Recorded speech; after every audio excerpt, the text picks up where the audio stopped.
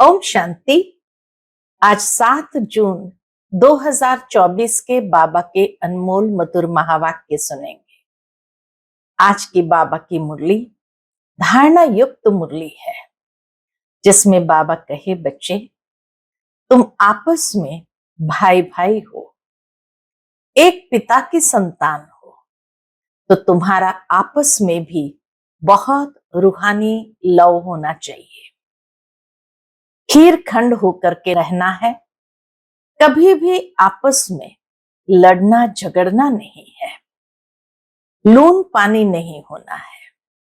वही बच्चे बाबा को बहुत प्यारे लगते हैं, जो सबका कल्याण करते हैं और जो फूल बन करके रहते हैं, कभी किसी को कांटा नहीं लगाते, कभी बाप से रूसते नहीं है, देह अभिमान में आकर के आपस में लड़ते नहीं, लून पानी नहीं होते, क्योंकि जो लून पानी होते हैं वह बाप की इज्जत गंवाते हैं, अर्थात बाप की निंदा कराने वाले बनते हैं।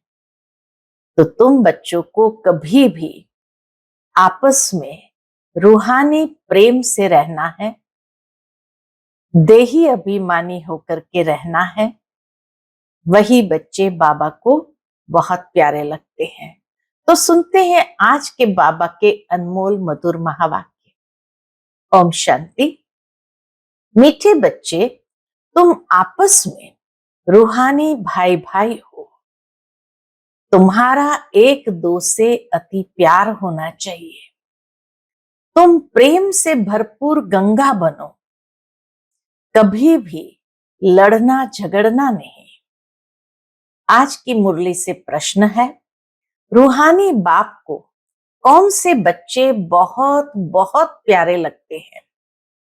उत्तर, पहली बात, जो श्रीमत पर सारे विश्व का कल्याण कर रहे हैं, और दूसरा, जो फूल बने हैं, कभी भी किसी को कांटा नहीं लगाते, आपस में बहुत बहुत प्यार से रहते हैं, कभी रूसते नहीं। ऐसे बच्चे बाप को बहुत बहुत प्यारे लगते हैं। जो देह अभिमान में आकर आपस में लड़ते हैं, लून पानी होते हैं, वह बाप की इज्जत गंवाते हैं, वह बाप की निंदा कराने वाले निंदक है। ओम शांति। जैसे रूहानी बच्चों को अब रूहानी बाप प्यारा लगता है, वैसे रूहानी बाप को रूहानी बच्चे भी प्यारे लगते हैं, क्योंकि श्रीमत पर सारे विश्व का कल्याण कर रहे हैं। कल्याणकारी सब प्यारे लगते हैं। जो बाबा की श्रीमत पर विश्व का कल्याण करते हैं, ऐसे कल्याणकारी बाबा को बहुत प्यारे लगते हैं। तुम भी आपस में भाई भाई हो, तो तुम भी जरूर एक दो को प्यारे लगेंगे। बाहर वालों से इतना प्यार नहीं रहेगा जितना बाप के बच्चों का आपस में होगा।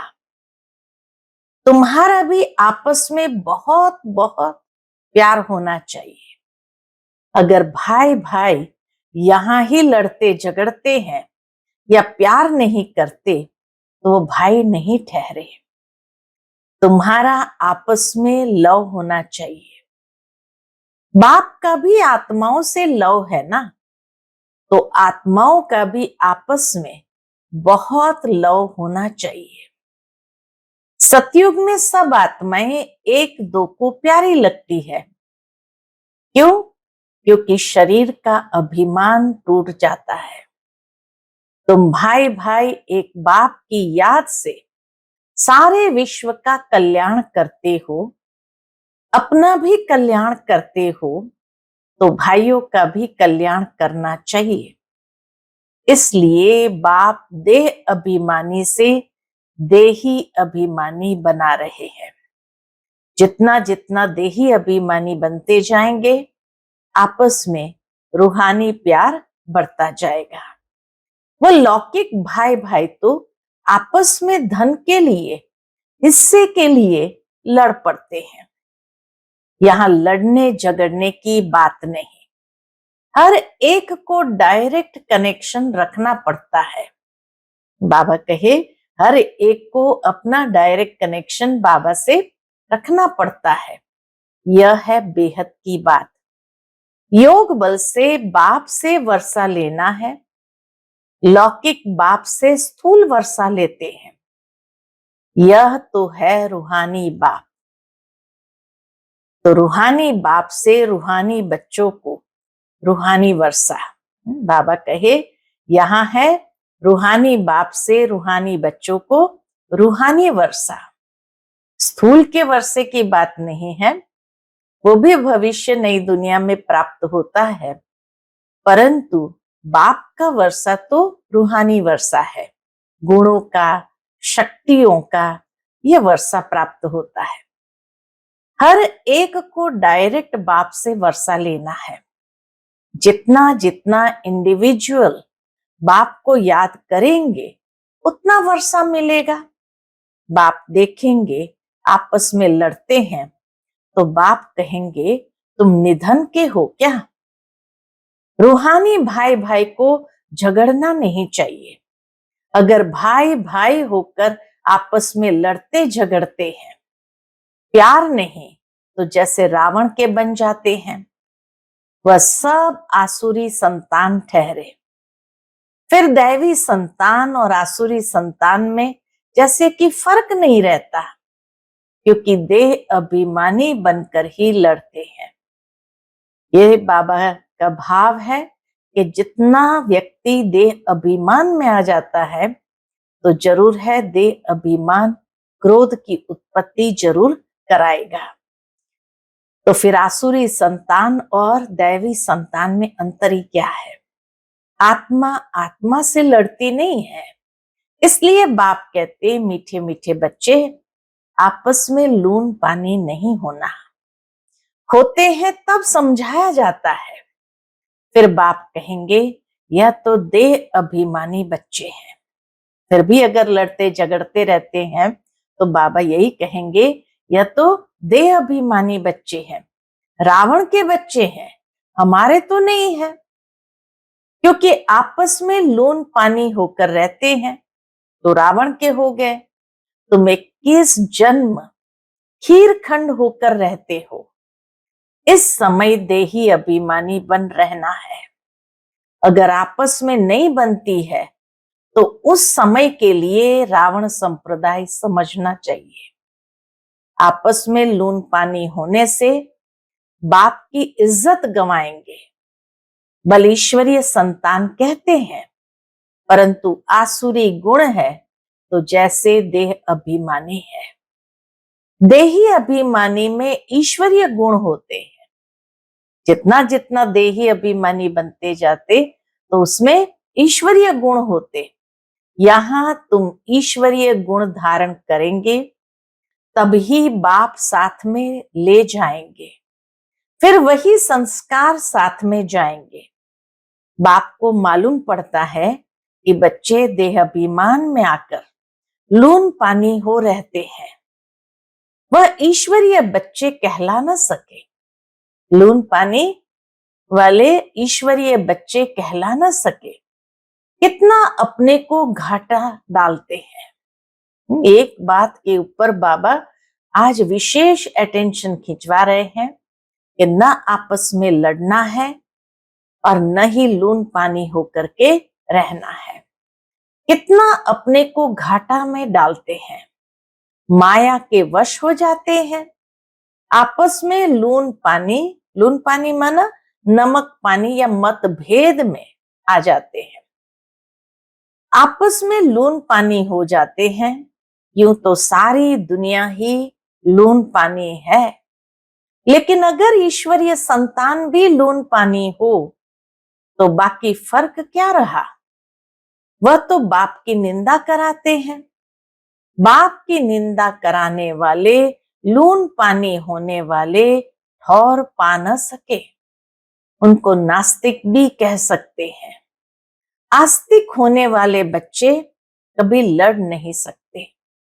आस्तिक है जिसने सब ज्ञान को अच्छी तरह समझा है, वह कभी लड़ नहीं सकते। तुम्हें आपस में लड़ना नहीं है, प्रेम से रहना है, यहां ही सीखना है, जो फिर 21 जन्म आपस में प्रेम रहेगा। बाप के बच्चे कहलाकर फिर भाई भाई नहीं बनते तो वह आसुरी संतान ठहरे। बाप बच्चों को समझाने के लिए मुरली चलाते हैं, लेकिन देह अभिमान के कारण उन्हों को यह भी मालूम नहीं पड़ता कि बाबा हमारे लिए कह रहे हैं। माया बड़ी तीखी है। बाबा कहे माया बड़ी तीखी है। जैसे चूहा काटता है, जो मालूम ही नहीं पड़ता है, माया भी बड़ी मीठी मीठी फूंक दे और काट लेती है, पता भी नहीं पड़ता है। आपस में रूसना आदि आसुरी संप्रदाय का काम है। बहुत सेंटर्स में लून पानी होकर रहते हैं। अभी कोई परफेक्ट तो बने नहीं है। माया वार करती रहती है। माया ऐसा माथा मोड़ लेती है जो पता ही नहीं पड़ता है। अपने दिल से पूछना है कि हमारा आपस में प्रेम है व नहीं। प्रेम के सागर के बच्चे हो तो प्रेम से भरपूर गंगा बनना चाहिए। लड़ना झगड़ना उल्टा सुल्टा बोलना, इससे न बोलना अच्छा है। Hear no evil, see no evil, talk no evil। अगर किसी में क्रोध का अंश है तो वह लव नहीं रहता है। इसलिए बाबा कहते हैं रोज अपना पोतामिल निकालो। आसुरी चलन सुधरती नहीं तो फिर नतीजा क्या निकलता है, क्या पद पाएंगे। बाप समझाते हैं कोई सर्विस नहीं करेंगे तो फिर क्या हालत हो जाएगी, पद कम हो जाएगा। साक्षात्कार तो सबको होना ही है। तुमको भी अपनी पढ़ाई का साक्षात्कार होता है। साक्षात्कार होने के बाद ही फिर तुम ट्रांसफर होते हैं। ट्रांसफर होकर तुम नई दुनिया में आ जाएंगे। पिछाड़ी में सब साक्षात्कार होगा, कौन कौन किस मार्क से पास हुआ है। फिर रोएंगे, पीटेंगे, सजाएं भी खाएंगे, पछताएंगे। बाबा का कहना नहीं माना। बाबा ने तो बार बार समझाया है कोई आसुरी गुण नहीं होना चाहिए। जिनमें दैवी गुण है उनको ऐसा आप समान बनाना चाहिए। बाप को याद करना तो बहुत सहज है। अलफ और बे। अलफ माना बाप, बे बादशाही। तो बच्चों को नशा रहना चाहिए। अगर आपस में लून पानी होंगे तो फिर ईश्वरीय औलाद कैसे समझेंगे। बाबा कहे आपस में लून पानी होंगे तो ईश्वरीय औलाद कैसे समझेंगे। बाबा समझेंगे यह आसुरी औलाद है। माया ने इसे नाक से पकड़ लिया है, उनको पता भी नहीं पड़ता है। सारी अवस्था डावाडोल, पद कम हो पड़ता है। अवस्था भी डावाडोल और पद कम हो पड़ता है। तुम बच्चों को उन्हें प्रेम से सिखाने की कोशिश करनी चाहिए। प्रेम की दृष्टि रहनी चाहिए। बाप प्रेम का सागर है तो बच्चों को भी खींचते हैं ना, तो तुमको भी प्रेम का सागर बनना है। बाबा कहे तुमको भी प्रेम का सागर बनना है।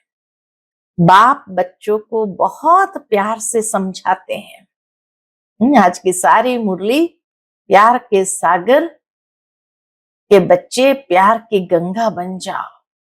बहुत आपस में रूहानी प्यार से रहना है और बाबा का नाम बाला करना है। तो बाप बच्चों को बहुत प्यार से समझाते हैं, अच्छी मत देते हैं। ईश्वरीय मत मिलने से तुम फूल बन जाते हो। सब गुण तुमको देते हैं, देवताओं में प्यार है ना, तो वह अवस्था तुम्हें यहां जमानी है। इस समय तुमको नॉलेज है, फिर देवता बन गए तो नॉलेज नहीं रहेगी, वहां दैवी प्यार ही रहता है। तो बच्चों को अब दैवी गुण भी धारण करने हैं। अभी तुम पूज्य बनने लिए पुरुषार्थ कर रहे हो, अभी संगम पर हो। बाप भी भारत में आते हैं, शिव जयंती मनाते हैं, परंतु वह कौन है, कैसे, कब आते, क्या करते हैं, ये नहीं जानते हैं। तुम बच्चे भी अभी नंबरवार पुरुषार्थ अनुसार जानते हो। जो नहीं जानते वह किसको समझा भी नहीं सकते, फिर पद कम हो जाता है। स्कूल में पढ़ने वालों में कोई की चलन खराब होती है तो कोई की सदैव अच्छी चलन रहती है। कोई प्रेजेंट रहे, कोई एब्सेंट, यहां प्रेजेंट वह है जो सदैव बाप को याद करते हैं। स्वदर्शन चक्र फिराते रहते हैं। बाप कहते हैं उठते बैठते तुम अपने को स्वदर्शन चक्रधारी समझो। भूलते हो तो एब्सेंट हो जाते हो। जब सदैव प्रेजेंट होंगे तभी उच्च पद पाएंगे, भूल जाएंगे तो कम पद पाएंगे। स्वदर्शन चक्रधारी निरंतर बनना है, भूल जाते हैं तो एब्सेंट गिनी जाती है। और बाबा कहे तुम्हें उच्च पद पाना है तो सदैव प्रेजेंट रहना है। बाप जानते हैं अभी टाइम पड़ा है। उच्च पद पाने वालों की बुद्धि में ये चक्र फिरता होगा। कहा जाता है शिव बाबा की याद हो, मुख में ज्ञान अमृत हो, तब प्राण तन से निकले। शिव बाबा की याद हो, मुख में ज्ञान अमृत हो और तब प्राण तन से निकले। अगर कोई चीज से प्रीत होगी तो अंत काल में वह याद आती रहेगी। खाने का लोभ होगा तो मरने के समय वह चीज ही याद आती रहेगी, ये खाऊं वो खाऊं, फिर पद भ्रष्ट हो पड़ेगा। एक एक बात का अटेंशन बाबा कितना खिंचवाते हैं। सूक्ष्म से सूक्ष्म धारणा की बात भी बाबा आज स्पष्ट करते हैं कि यह लालच भी नहीं होनी चाहिए, ये खाऊं वो खाऊं, नहीं तो अंत में भी वही याद आएगा, फिर पद भ्रष्ट हो पड़ेगा। बाप तो कहते हैं स्वदर्शन चक्रधारी होकर मरो। शरीर छोड़ो तो भी कैसे छोड़ो, स्वदर्शन चक्रधारी होकर शरीर छोड़ो। और कुछ भी याद न आए, बिगर कोई संबंध, जैसे आत्मा आई है वैसे जाना है। लोभ भी कम नहीं है, लोभ है तो पिछाड़ी समय वही याद आता रहेगा, नहीं मिला तो उसी आश में मर जाएंगे। इसलिए तुम बच्चों में लोभ आदि भी नहीं होना चाहिए। बाप समझाते तो बहुत है, परंतु समझने वाले कोई समझे। बाप की याद को एकदम सीने से लगा दो। बाबा, अहो बाबा, बाबा बाबा मुख से कहना भी नहीं है, लेकिन अंदर में बाबा की याद इतनी समाई हुई हो। अजपा जाप चलता रहे, बाप की याद में कर्मातीत अवस्था में यह शरीर छूटे तब उच्च पद पा सकते हो। बाबा की याद में कर्मातीत अवस्था में यह शरीर छूटे तब बाबा कहे उच्च पद पा सकते हो। अच्छा, मीठे मीठे सिक्के लधे बच्चों प्रति माता पिता बाप दादा का याद प्यार और गुड मॉर्निंग।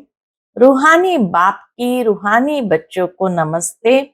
हम सभी रूहानी बच्चों की रूहानी माता पिता बाप दादा को याद प्यार, गुड मॉर्निंग और नमस्ते। नमस्ते, शुक्रिया बाबा, शुक्रिया। आज की मुरली से धारणा के लिए मुख्य सार है, पहला, प्रेम से भरपूर गंगा बनना है। सबके प्रति प्रेम की दृष्टि रखनी है। कभी भी मुख से उल्टे बोल नहीं बोलने हैं। दूसरी पॉइंट, किसी भी चीज में लोभ नहीं रखना है। स्वदर्शन चक्रधारी होकर रहना है। अभ्यास करना है कि अंत समय कोई भी चीज याद न आए। आज का बाप दादा का मधुर वरदान हम बच्चों के प्रति है, पुरानी देह व दुनिया की सर्व आकर्षणों से सहज और सदा दूर रहने वाले राज ऋषि भव। पुरानी देह व दुनिया की सर्व आकर्षणों से सहज और सदा दूर रहने वाले राज ऋषि भव। राज ऋषि अर्थात एक तरफ सर्व प्राप्ति के अधिकार का नशा और दूसरे तरफ बेहद के वैराग्य का अलौकिक नशा। एक तरफ सर्व प्राप्ति के अधिकार का नशा और दूसरे तरफ बेहद के वैराग्य का अलौकिक नशा। वर्तमान समय इन दोनों अभ्यास को बढ़ाते चलो। वैराग्य माना किनारा नहीं, लेकिन सर्व प्राप्ति होते भी हद की आकर्षण मन बुद्धि को आकर्षण में नहीं लाए। संकल्प मात्र भी अधीनता न हो, इसको कहते हैं राज ऋषि अर्थात बेहद के वैरागी। ये पुरानी देह व देह की पुरानी दुनिया, व्यक्त भाव, वैभव का भाव, इन सब आकर्षणों से सदा और सहज दूर रहने वाले। आज का स्लोगन है, साइंस के साधनों को यूज करो लेकिन अपने जीवन का आधार नहीं बनाओ। साइंस के साधनों को यूज करो लेकिन अपने जीवन का आधार नहीं बनाओ, क्योंकि नहीं तो जैसे ही आधार खिसकेगा तो अवस्था नीचे आ जाएगी। अच्छा, फिर मातेश्वरी जी के मधुर महावाक्य है। मम्मा ने कहा, देखो मनुष्य कहते हैं कौरव और पांडवों की आपस में कुरुक्षेत्र में लड़ाई लगी है, और फिर दिखलाते हैं पांडवों का साथी डायरेक्शन देने वाला श्री कृष्ण था। तो जिस तरफ स्वयं प्रकृति पति है उसकी तो विजय जरूर होगी। देखो सभी बातें मिला दी है। अभी पहले तो इस बात को समझो कि प्रकृति पति तो परमात्मा है, श्री कृष्ण तो सतयुग का पहला देवता है, पांडवों का सारथी तो परमात्मा था। पांडवों का सारथी परमात्मा था। अब परमात्मा हम बच्चों को कभी हिंसा नहीं सिखला सकता है। न पांडवों ने हिंसक लड़ाई कर स्वराज्य लिया। यह दुनिया कर्म क्षेत्र है। तो बाबा कहे परमात्मा ने कभी अपने बच्चों को हिंसा नहीं सिखलाई और न ही पांडवों ने हिंसक लड़ाई से स्वराज्य लिया।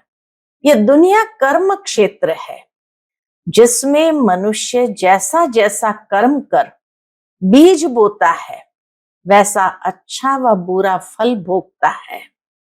जिस कर्म क्षेत्र पर पांडव अर्थात भारत माता शक्ति अवतार भी मौजूद है, परमात्मा भारत खंड में ही आते हैं। इसीलिए भारत खंड को अविनाशी कहा जाता है। परमात्मा का अवतरण खास भारत खंड में हुआ है, क्योंकि अधर्म की वृद्धि भी भारत खंड से हुई है। वहां ही परमात्मा ने योग बल द्वारा कौरव राज्य खत्म कर पांडवों का राज्य स्थापन किया।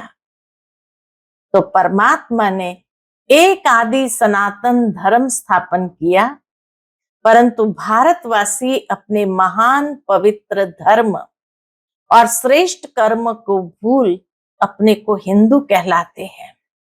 बेचारे अपने धर्म को न जान औरों के धर्म में जुट गए हैं। बाबा कहे भारतवासी महान पवित्र धर्म श्रेष्ठ कर्म को भूल अपने को हिंदू कहलाते हैं।